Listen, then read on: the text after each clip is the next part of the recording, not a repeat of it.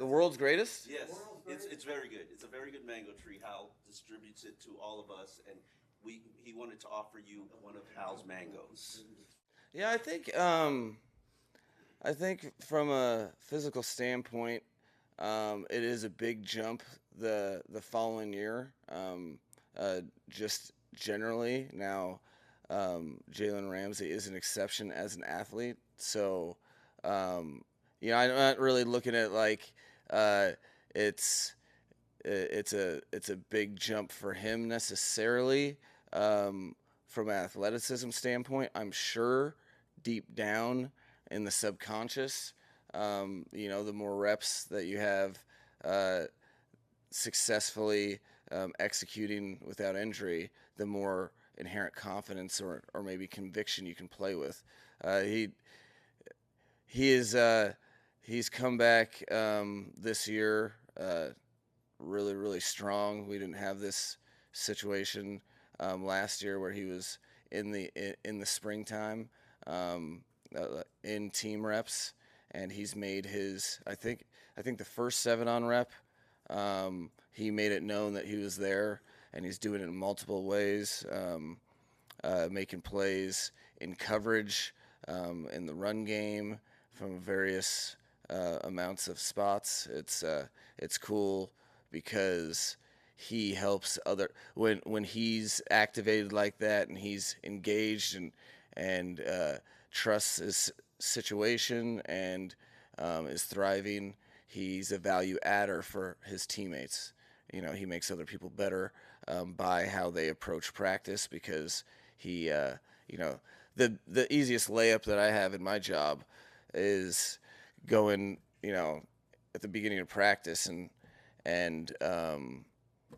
being able to say, hey, the wideouts were talking about, you better have your hamstrings ready, Jalen, or I just poke him like you want to. It's like that Tyreek level. Those guys are insane.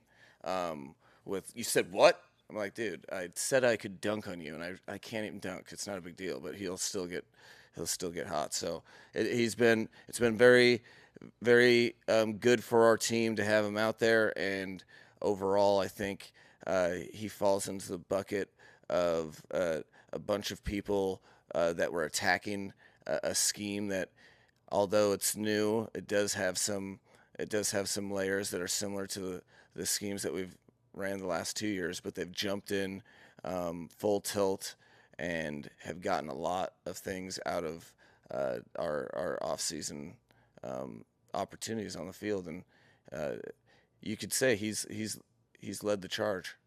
Well, it's more about like Jalen had experience in his career, um, playing a ton of different roles, and he thrives in that. And when you have a full commitment from player, you have the appropriate scheme and coaching where you want to emphasize that within your whole scheme. Man, does it anytime you can find a new way to take advantage of someone's skill set, um, it's hugely beneficial for the entire group. When people are maximized and you have a unique skill set, there's not many comps to Jalen Ramsey. There's probably not any. Um, and so in that, thinking outside the box, finding different ways for him to thrive helps others thrive. Um, and I think that's that's something from a philosophical standpoint that is in line with my beliefs of football. You're doing, one off season, you're finding new ways to get someone the ball. It's the same thing as putting them at different places to be at the point of attack and utilize all of God given gifts. So it's a good marriage, something that we have. One of the things that I thought was important for the overall orchestration of the scheme, or the overall orchestration of playing football, whether it's offense, defense, or special teams, having multiplicity, having the ability to dictate the terms. But the biggest thing that has come from this whole offseason is for me, is the intention to have the highest functioning player coach orchestration where guys are trusting where guys are coming from, and really leaning into the coaching and seeing how far we can push each individual athlete. I think the coaching staff, really, on the defensive side, led by Weave, but what Matthew Arujo's doing, and Brian Duker, and the communication that's going over there. There's not one player in the back end, including Jalen, that has any questions on why the motivations of their coach, and that I'm very proud of this off season, because it's hard in the NFL there's so many different things going on with individual players, and everyone has scars, so to be able to actually have the right coaching points and then being able to reach the players is super important, and that facilitation is evident to me through our practices, and the Jalen's moving around because he's bought into it, and all the players around him are pumped about it because they're bought into what opportunities that presents for them. Well, you alluded to exactly the orchestration. There was some movement that we had in offense and special teams, but the by far the most was on defense, and you don't necessarily go into the off season looking at like that's going to be the case exactly like that. You start with who you hire as the coordinator, and then that from moving forward from that, for me, if I'm expecting to have the appropriate relationship with the defensive coordinator, the immediately we're talking about how are we empowering him with assistant coaches, and that conversation, for Weave and I in this case it was very productive and a very clean production of that, just because I've known him since 2014, and he could understand what I meant, what I would mean, or what I would be alluding to, and knows kind of my framework of belief system. So then we go to each individual position. What do those players need, and then what does Weave need? Which in there lies what do I need, and going case by case across the board. Consistency is always a great thing if you can have it. However, there's different forms of. However, you have to prioritize what's the most important thing to you, and the thing is, you have a new coaching staff, or you have new coaches. Any position group you want to pick for phase one, if the coaching player dynamic is right, that's new for about 2 weeks. And then what happens is the consistency of the coach that is in place, if he has consistency about how he approaches the job, it's all of a sudden that was 3 years ago, the last time I had a different position coach. It can happen that fast. So, in year 3, I'm also much more well versed in understanding and identifying exactly what I believe to be necessary to properly do right by the dream that is the players, that they have a finite window to be maximized, and so the lesser of two evils is finding a situation where I think we can best capture that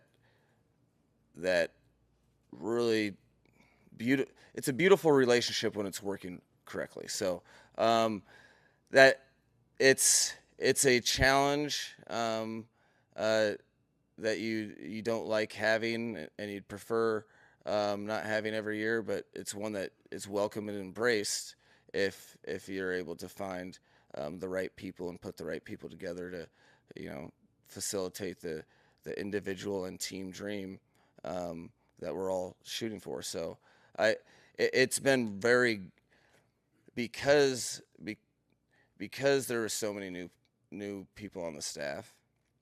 Um, you do have an inherent heightened awareness of the relationships of the position coaches or position assistants with with every individual because it's newer. So you're very it's so much more on the forefront of my thinking, and it, one of the reasons I'm happy about this off season is because I can see the facilitation of of the relationships in practice. I can see someone make a mistake in period 1 and then in period 5 have it corrected.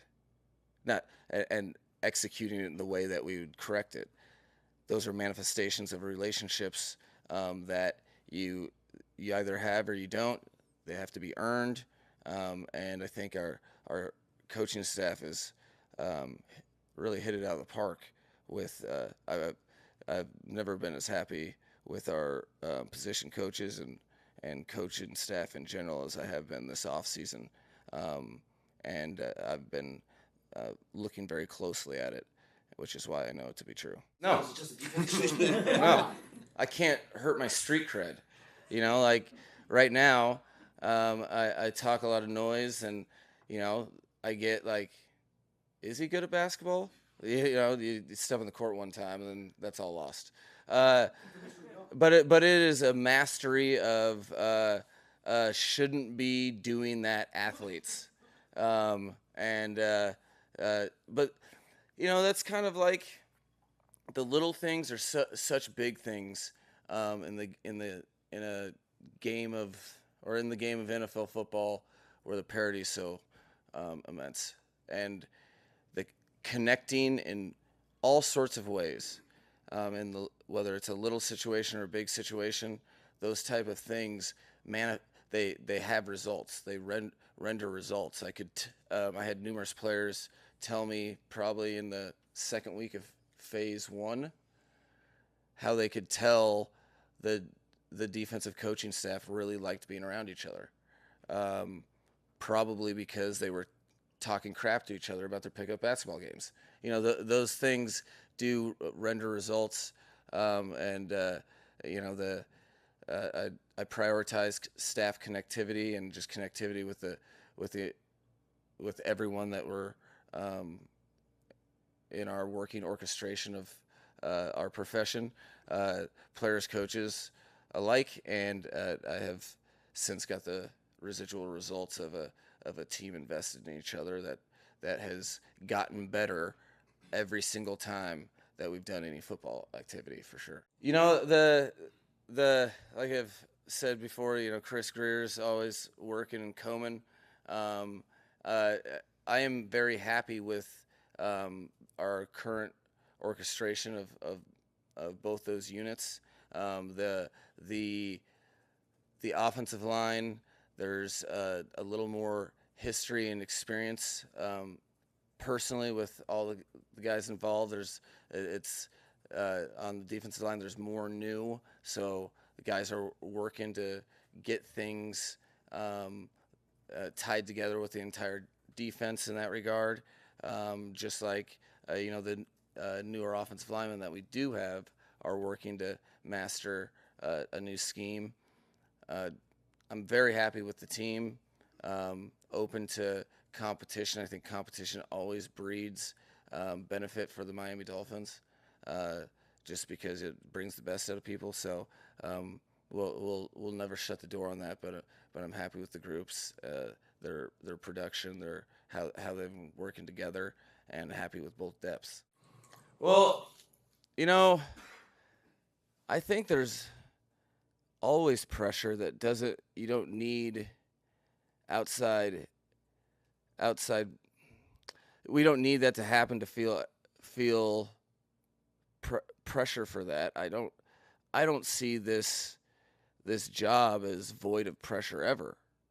And one thing I try to articulate to the team at length, um, that I think they've started to capture is like the the pressure exists because uh, there's a lot of people that want to do your job, whatever job you have. A lot of people want to do it, and so if you aren't at the top of uh, if you're not performing the best in your opportunity, it's tick tick tick for everybody always.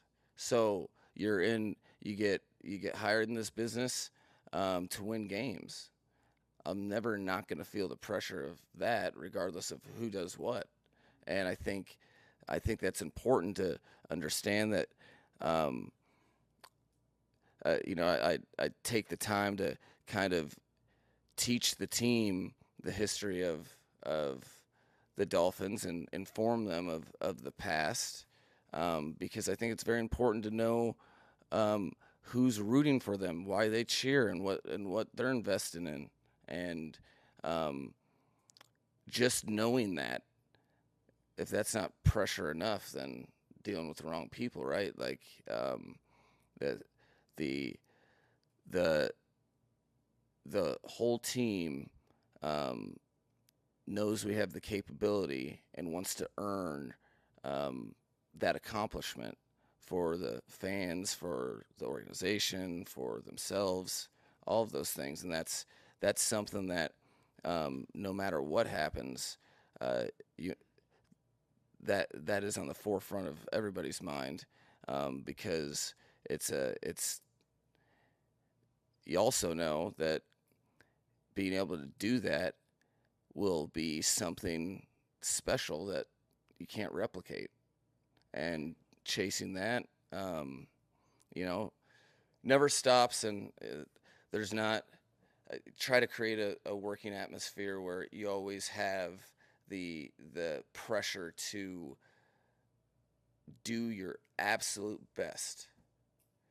And I do it, and that is a simple thing or a simple statement, but what does that mean? Doing your absolute best, you can control a lot of preparation. You can control a lot of decisions that can set you up for success, and and that's where your mind needs to be at.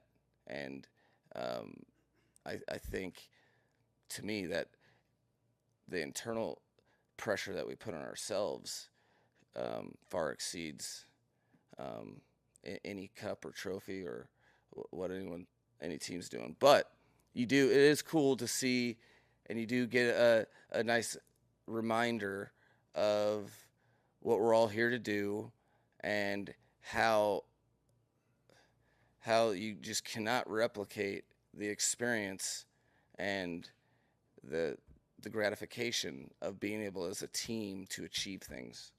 And so it is a nice thing to have at home to watch, and we're all rooting for them, and fired up, knowing how hard that is. Um, and you appreciate that, and you try to take some of the tools that their team used to be the best version of the team. Um, to be on the national stage, to be in the final pairing. There's great stuff from that. But pressure, now that's if you don't feel the pressure, you are oblivious to reality. I haven't, but I'm a big fan of what he's been able to do. Last year was really really cool to learn about, some of the stuff the team went through, and how you kind of had to orchestrate various things this year. Seeing them have a bullseye on the back, and how they've still been able to achieve. It's been cool to see what that franchise has done for the last 2 years. Um, well, you bring up a a cool group of people who also embody much of what I felt when I first got the job.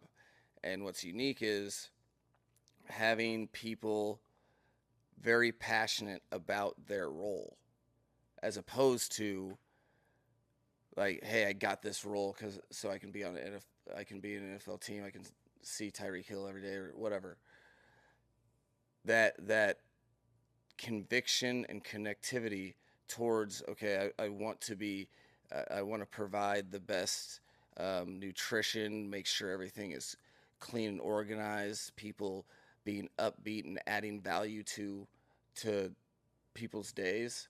That's what you feel in the cafeteria, and much of the that's what's so cool about this organization and all the support staff is you have littered, whether that's in the cafeteria, in the video room, the equipment room, our training staff across the board. You have people very um, very committed to doing the very best in their role, much like an orchestration of a football team. Receivers prioritizing blocking when they're getting paid for receptions. Those types of things, that team, you can feel, and wanting to do their job and seeing the value in their job that relates to the football team, those individuals. Um, you can you can tell that they take it very serious, um, enjoy coming to work, and the more people that you have enjoying work, you think about how much time you spend working, and if you can make that an enjoyable situation, um, the it adds value to the overall group, and you can't measure how much people grow in those types of environments. It's innumerable. So they do a great job. Um, they and I think that I think they've earned that reputation day in, day out, and I think it's cool for them to get recognized. That's why I'm a fan of that surveys, just because there's departments that don't get recognized that really should, and they're definitely one of them. Well, you just try to have them understand, since you're not with them every day. You try to have them understand what the 6 weeks, their decisions, how it relates to the overall football team. And there's so often that, like, the work we put in is long and strenuous, and people do need life balance. But in that, there is a huge commonality that I think with the orchestration of, well, it's currently orchestrated, that when you get to the season in general, how much is dependent upon those 6 weeks and you doing right by the team. What's doing right by the team? That's showing up in shape for training camp. Because if you show up in shape for training camp, check the box. We can work. We can all of the things that you aspire for that season individually, and as a team, those are on the table. If you don't show up in shape and use training camp to get in shape, well, one, that's the number one variable for soft tissue injuries. You get a soft tissue injury, then now you're out 2 weeks and you haven't even started getting back in shape until 3 weeks in, and how is your game going to develop? Or if you don't get injured, trying to get week one ready is very difficult because of the unique hurdles that preseason schedule. With the mandatory bye week, or the bye week, there's like 3 days off transition before the first game, and then you have different nuances the weekend before, all of which make the ability to sustain the shape you're in plausible. Not getting in shape, there's not enough reps. So illustrating how everything that you are working for on the table, how nothing is, you can't even venture to that journey if the 6 weeks aren't appropriately attacked. That's what I'm really getting at him, because that's the one thing that everyone's depending on. If you're speaking to my wife directly, um, because and just bless her heart, she is so patient with me. But this idea of being present and be intentionality and a deliberate way to go about each and every day, that makes planning in the future difficult. When it comes to, vacation has nothing to do with football. Uh, I can start thinking about it this afternoon. Um, and apparently, like, hotels don't love last minute things, or maybe stuff's more expensive, or maybe people just like to plan. I have no idea what I'm doing outside, like, a California trip. Um, but I will be probably going somewhere this weekend. We'll just wait and see when we get to that. So um, it will be all dad time, all dad time and husband time. So important for me, and you know, in this profession, that there's so many sacrifices made on by families during the season. You have to make that up, and this is my one shot, so I go all in and have the versatility to play to your player's strengths, attack the opponent, and have the versatility to play either game. I think that that's the biggest thing in football is you have matchups that are favorable, matchups that aren't. Your ability to really, uh, your ability to best address another team's matchups sometimes is a philosophical alteration. If you can have a starting point where you can have very sound zoning um, uh, defense with four-man rushes and uh, ruled out run fits, that also has the ability to show the same thing and pressure a ton. I think that gives you the ultimate versatility for all the different things that you're facing in the NFL season, because each week is so different with regard to what people are doing and how they're doing it. So uh, that was something that I think the players have picked up on, in terms of how there's, I remember this from here, and I remember this is kind of like this from here. It's really helped the process. Um, you know, Outside of learning the new verbiage, it's really helped the process for us uh, getting guys to understand how we want to play and the way we want to play it. Because ultimately, all the defense, the idea is to get players to play as convicted um, and together with you know being fast, physical with elite technique, and you can do that. If the system's orchestrated and it's taught the right way, the guys absorb it and lean into that. Hey, we can do whatever we need to do to get off the field. Well, I think it's important to understand, like, we're talking about narratives to a degree, and to understand narratives aren't a bad thing. Narratives are based upon past and hedging opinions moving forward. And so, like, to me, you have to, I think it's important to get in front of that and know what's coming for players that are going to experience it directly, and then leaning into that. I think it's hilarious to say now that you have pressure on you in this business, um, for the reason of, uh, like, are are you blindfolded with earplugs in? Like, dude, like, it's achieve now or watch out. Well, the same thing in regards to, hey, things have happened. Um, those two things, the last two seasons, the seasons have ended a certain way, and about 30 to 40% of the team were part of it. The other portion of the team wasn't. But what can we learn from all of this, and how do we adjust our how do we adjust what we do now to hedge our bet then?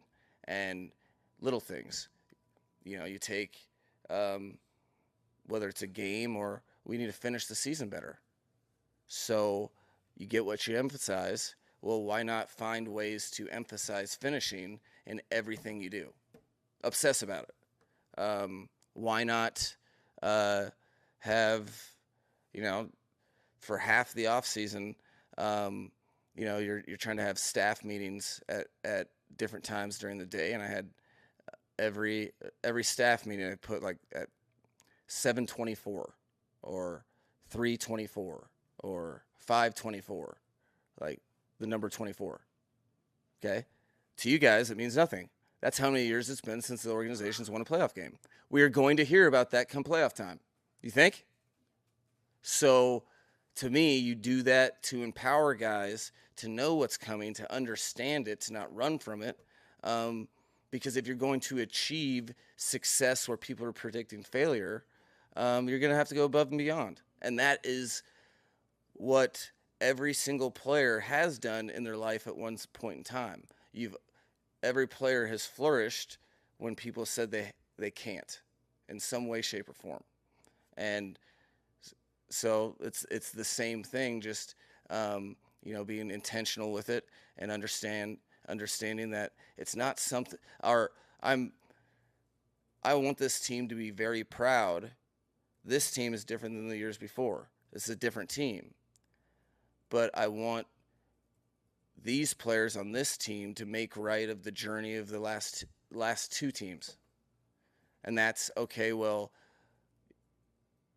those failures led to this success, and that's how you have to look at it, because it's, you are talking to almost half the room that's like, what, like, and that's kind of like how you have to adjust to the modern day orchestration of the NFL, where there's you're staring at about 40 to 60% turnover almost every year. Like, so I think that's how you attack it. You know what's going to be said to you by your friends, or maybe some media members come next December. Let's talk about it now. Like, whatever. Like, yes, that's not what you want said about. You don't want your team to be said, okay, you can't finish, or you can't do that. You don't want to hear that. But whatever. What if you heard you could? Does it change anything? Let's go attack it, and let's go achieve something together. That's the reason why I bring it up, is just because I know no matter how much I tell people to not listen, it's impossible not to hear the noise coming, and there's always going to be noise. Whatever. Just address it, and let's do our jobs deliberately and with a mindfulness today that can be applied in the future. I think I know the answer. No, when I got hired, I said it in like my first team meeting. It was 22 years at the time, just because, like, yeah, I mean, that you don't hire someone for moderate success or failure or anything. You hire them to win, and I know we have to do that. So it's the same. That nothing's really changed. I don't feel pressure that way, because I feel pressure, the way enough pressure having the job in general. Like, I don't need any, like, there's not any more to, like, and you're hired for a reason. You understand that, and you're trying to help be a part, facilitate, and be a part of a team that can succeed in the failures of the previous 22 or 24 seasons. So it's the I knew what I was signing up for with this job, and for me to not think that we need to win would be what. So I'm entitled to the job. That doesn't make any sense to me. So no, it's going about business, trying to maximize guys day in, day out, get the team as good as they can, and you know, lean to your teammates to go try to achieve something that will mean a lot to a lot of people. No, it's pretty cool because you talk about what I think is cool is you're gonna have a play in the game that will, people are forecasting that there's gonna however many more plays, live plays we're actually gonna see, but the framework of the play gives, I mean, it's an area of innovation that I think we'll see early. I think we'll see it throughout the entire year. I think I could see somebody, with a new rule, and the amount of space that can be created by the non-negotiable elements of not moving until the ball is caught. Those things make it a pretty impactful play where you could be at the 21-yard line or the 40 like that.